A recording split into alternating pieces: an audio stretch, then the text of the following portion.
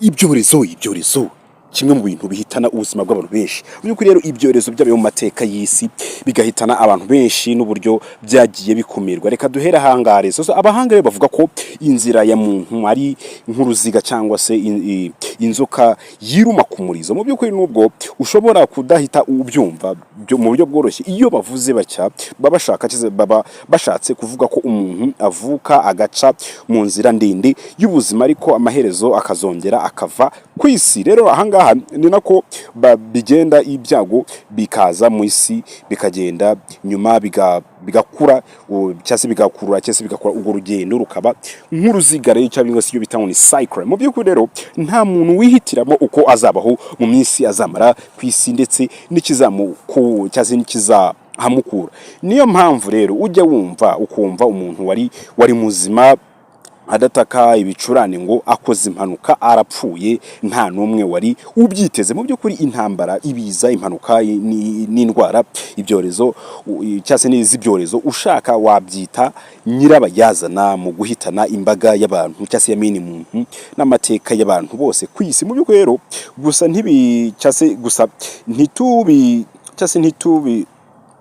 ntituri bubitinde cyangwa se ku ntambara cyangwa se impanuka, kuko muri aka kanya nta gihugu cyo ku isi kidahangayikishijwe n'icyorezo kitamaze igihe kinini cyatangiye mu mujyi wa Wuhan mu Bushinwa, ari naho rero kikaba cyaramaze kuzenguruka isi yose, ari nako abantu benshi bakomeje kugenda bacyandura mu buryo butandukanye. Ibi rero nibyo byatumye tujya mu nyandiko ko bigaragaza ibisigisigi by'amateka yaranze isi, maze tureba ibindi byorezo byabayeho, imbarutso yabyo cyangwa se imbarutso mu byahitanye abantu, inzira byanyuzemo n'abagize uruhare ngo bibonerwe inkingo. Mu by'ukuri abahanga n'abashakashatsi mu bya siyanse n'ubuvuzi bavuga ko indwara yitwa icyorezo mu gihe yandura kandi ikanica umubare w'abantu benshi mu buryo bwihuse cyane, hagati y'umwaka w'igihumbi hagati y'umwaka wa 541 na 542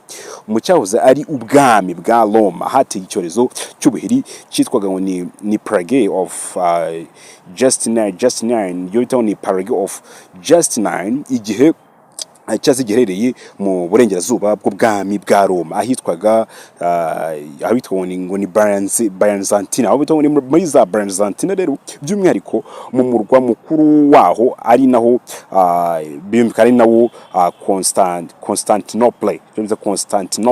Icyo cyorezo cy'icyaduka cyabanje kwibasira inkengero z'inyanja ya Mediterane. Rero bamwe mu banyamateka bagiye bavuga ko icyorezo kiri mu kaga isi yigeze yahura nako, kuko cyahitanye abantu bari hagati ya miliyoni 25 na 50 mu gihe kingana n'ibinyejana 2 gusa cyamaze. Mu by'ukuri hagendewe rero ku bantu bari batuye isi muri icyo gihe. Iki cyorezo cyari kishe hagati ya 13 na 26% by'abari batuye isi bose. Mu by'ukuri rero mu bushakashatsi bwashyizwe ahagaragara muri za 2013 bwagaragaje ko icyorezo cya plague of Justinian cyangwa se ubuheri cyatewe na bagiteri yitwaga ngo ni Yersinia cyangwa ngo ni Yersinia pestis, ari nayo yateye ikindi cyorezo cyiswe ngo urupfu rwirabura cyabayeho hagati y'igihumbi 1347 n'igihumbi 1351. Mu by'ukuri rero kugira ngo iki cyorezo cyitwe plague of Justinian byaturutse ku wahoze ari umwami w'abami cyangwa se wo bitani emperor wa Roma witwaga ngo ni Justinian wa mbere. Mu by'ukuri abahanga mu kwiga uko utunyangingo dushobora guhererekanywa n'ibisekuru bakurikije ubushakashatsi bakoreye ku bisigaraamatongo by'amagufa y'abantu babayeho hagati y'imyaka y'ibihumbi 3 nyine birumvikana, ndetse na za magana imbere ya Yesu mu burengerazuba n'uburasirazuba bw'icitwaga ngo ni Russia cyangwa se ni Russia. Mu by'ukuri rero bagagaje ko ari naho havuye inkomoko y'abagiteri ya Yersinia yataye cyangwa se yateye iki cyorezo mu buryo bwo kwiherekanya muri za DNA. Mu by'ukuri rero inyandiko zimwe na zimwe zivuga ko mu gace ka Constantinople icyorezo cy'ubuheri cyase cyatewe na virusi yavuye mu mbeba zari zaraturutse mu mirima y'ingano yo mu Misiri. Mu by'ukuri rero umuntu wa mbere wagaragaje ko mu bwami bwa Roma hateye icyorezo ni umugabo witwaga ngo ni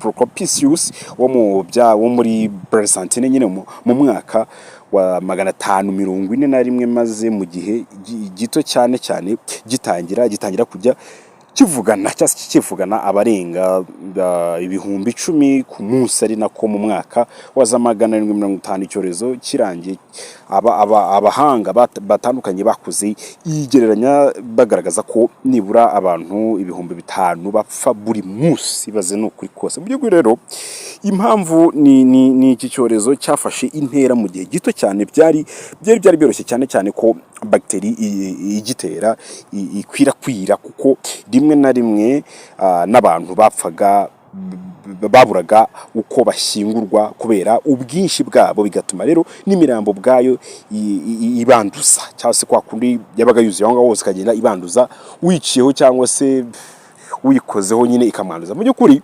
ntibyagarukiye aho rero, kuko buriya muri hagati y'igihumbi 1347 n'igihumbi 1351 isi yahuye na cya cyorezo